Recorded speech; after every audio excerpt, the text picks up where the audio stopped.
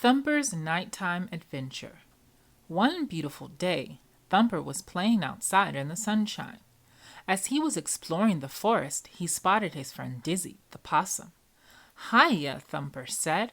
"Want to come play?" Dizzy yawned. "That sounds fun," he said sleepily, "but I'm getting ready for a nap. Maybe next time, okay?" "Okay," Thumper said, and he scampered off. Thumper and Dizzy had been friends for a while, so Thumper knew the possum napped a lot during the day. But would Dizzy really rather sleep than play? Later, Thumper asked his papa, "Why is Dizzy always so sleepy?" "Ah," said Papa, "well, he's not always sleepy. Possums are nocturnal. That means they sleep a lot during the day. Then they are awake at night when we bunnies are sleeping." Papa led Thumper to a nearby cave. "These bats are nocturnal too," Papa said.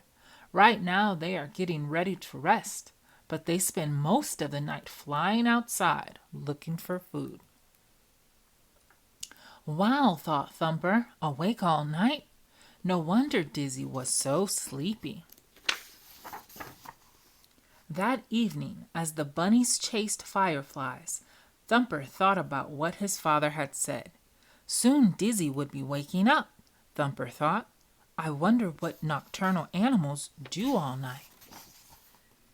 When Thumper and his sisters hopped home for bedtime, Thumper thought about the exciting things he might miss while he was asleep. Did the bats play tag under the stars? Did the possum family have midnight picnics? Before long, Thumper's sisters were sound asleep.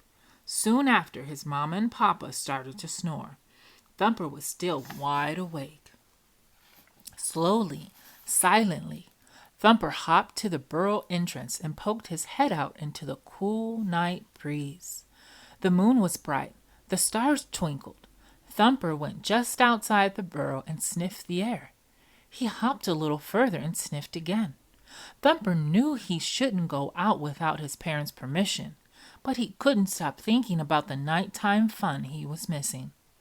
Thumper's curiosity soon got the better of him, and he bounded quickly down the path. Before Thumper knew it, he had hopped all the way to the possum's favorite tree. Dizzy was very surprised to see Thumper. "Shouldn't you be at home sleeping?" he asked. Thumper giggled. "I came to see what other animals do at night," he said. "I've never been out this late before." "Well," Dizzy said, "my family is just about to eat breakfast. Do you want to join us?" So Thumper had a late-night breakfast with the possum family. They had the same blackberries Thumper usually ate during the day. I guess nighttime breakfast isn't so different after all, Thumper thought. After thanking the possums, Thumper hopped away to find more nocturnal friends. As Thumper walked through the darkness, he was startled by a voice. "Who's there?" Friend Owl asked from a nearby tree stump. "It's Thumper," the bunny replied. "Would you like to play?" "Can't play. Looking for grass to fix up my nest," the owl said. "Very busy night, you know." "Can I look too?" Thumper asked. Together they gathered up dried grass for the inside of Friend Owl's nest. It was just like the grass on Thumper's bed. "Thank you," Friend Owl called as he flew away. Thumper hopped down to the pond where he saw some skunks. "What are you up to?" Thumper asked. "We're off to take a bath," said one skunk. "Some animals think that skunks stink," said the second skunk. "Not us," said the third. "We take baths every night." The skunks walked over to the shallow edge of the pond where Thumper and his sisters took their baths too. Thumper could take a bath anytime, so he waved to the skunks and kept on hopping. On the far side of the pond, Thumper saw a mama duck and her ducklings snuggling together. Thumper yawned. The ducks looked warm and comfy, and it was getting awfully late. Up in a tree, Thumper saw a squirrel and a chipmunk sound asleep. They seemed so peaceful and cozy. Thought Thumper. They don't seem worried about missing nighttime fun. Thumper stood very still and listened to the sounds of the night. The crickets were chirping softly, frogs were croaking down by the river. Now and then wings fluttered through the darkness overhead. Thumper knew they were the sounds of nighttime animals all around, but they were also sleepy sounds.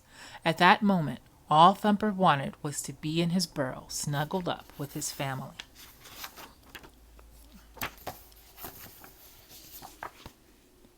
Thumper hurried home.